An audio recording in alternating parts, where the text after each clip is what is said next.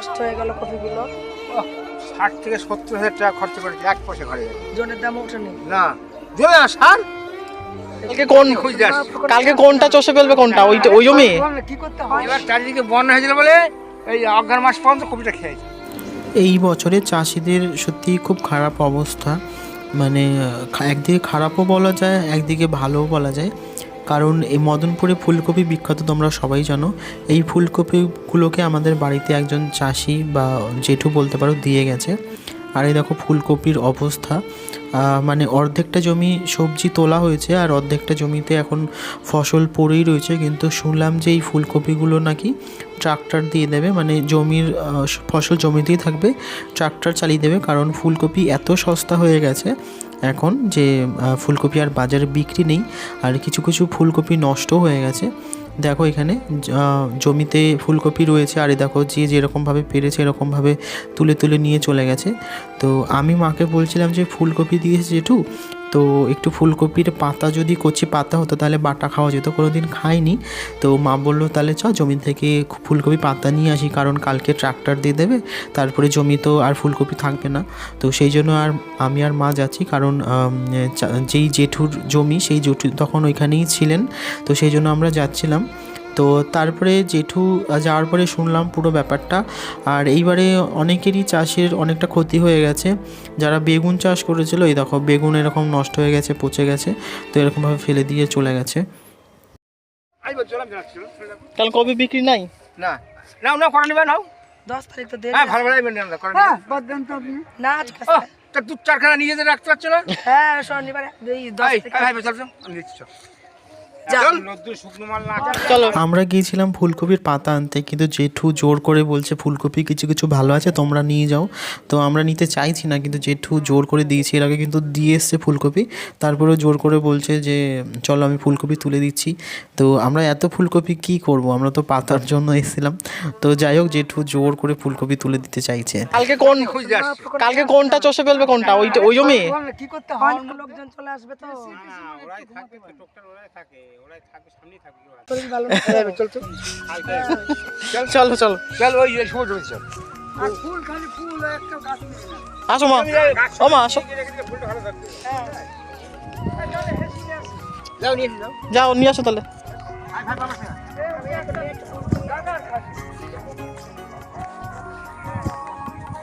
আরে ফুল আর জালি ভাঙতে বলে আমি এখন মাঠে আছি। আমার তো কপি কপি ছোট দেরি আছে, হবে এখন 1 মাস পর। হ্যাঁ ওগুলো ছোট ছোট। হ্যাঁ ওই ছোট ওই কপি করে লাগিয়েছি না নাবি করে। কাছে এই কুমড়ো ফুলের ফুল ভালো ছোট একটা। এই দেখ হ্যাঁ সব ফুল ফুটে গেছে। এই কপিটা কত সুন্দর, আমার জায়গায় এই কপিটা দেখো। হ্যাঁ হ্যাঁ হ্যাঁ ওইগুলো মাছ মেয়ে সুন্দর। কি নষ্ট হয়ে গেল কপিগুলো। 60 থেকে 70,000 টাকা খরচ করেছি, এক পয়সা ঘরে যাবে জনের দাম ওঠেনি। না। জমে সার এই তো ওই যে টান দেন আপনি এটা আমার শরীরে শক্তি নাই। এই ভাই চল দাদা টান দি চল আরে এই তো কিছুই নেই, ও আবার কপি পাতা বাটা খাবে। এখন আর বাটা খাওয়ার মতো পাতা নেই তো দোকানে। আর অনেক কপি আছে, আর এগুলো ওটা করে রাখ। এখানে রেখে রাখ।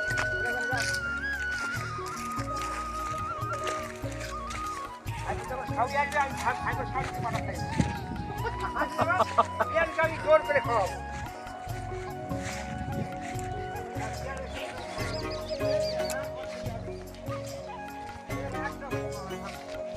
হ্যাঁ এবার একটা আছে, একটা এই একটা কি সর্বনাশ হয়ে গেছে। হ্যাঁ এটাও নিবি ওটাও নিবি। হ্যাঁ হ্যাঁ তুমি একটু চেষ্টা করবা। না না আমার শক্তি নেই। এটা তুলবি দেখ। ওইটাই তুলবো, আর তুলবো না এইটাই। এটা তুলবি এই যে খা।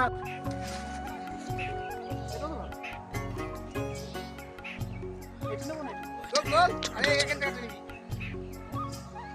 নামে নামে এর নষ্ট হলো কেন এবার কপি? আসলে জমিটা খারাপ হয়ে গেল, কিছু কিছু জমিতে নতুন লাগানো হয়েছে, সেই জমির ফুলকপিগুলো ভালো আছে। তো জেঠু জোর করে ফুলকপি দিচ্ছে, আমরা নিতে চাইছি না, তারপরেও জোর করে দিচ্ছে। আর আমি পাতার জন্য নিচ্ছি। পাতা ভালো দেখে নিয়ে আয়, তুই বাটা খাবি। এই আর লাগবে না। নান্দা ভাইপো আসছে না, আমি বলছি তোমার শাড়ি না, তোমার শাড়িকে ধরে বাটা খাইয়ে দেবো। ও কপি কি করবে দাদা, সস্তা হয় না কি না অবস্থা? আচ্ছা এগুলো ভালো হয় তো এই কদিন ভালো রাখার জন্য কি করব? বস্তা দিয়ে ঢেকে রাখবো, ফ্রিজে রাখবে। ফ্রিজে রাখবো। না না ফ্রিজে থাকবে না। হ্যাঁ এই পাতার সময় দিয়ে একটা বস্তার মধ্যে পুরো রাখতে হবে, ছাড় কেন রাখ? না পাতা ফেলো না, এরকম পাতা এই গোড়া গোড়া ফেলো শুধু। হ্যাঁ পাতা ফেলে নিয়ে আসতে হবে। হ্যাঁ ভিডিও চো না আর লাগবে না।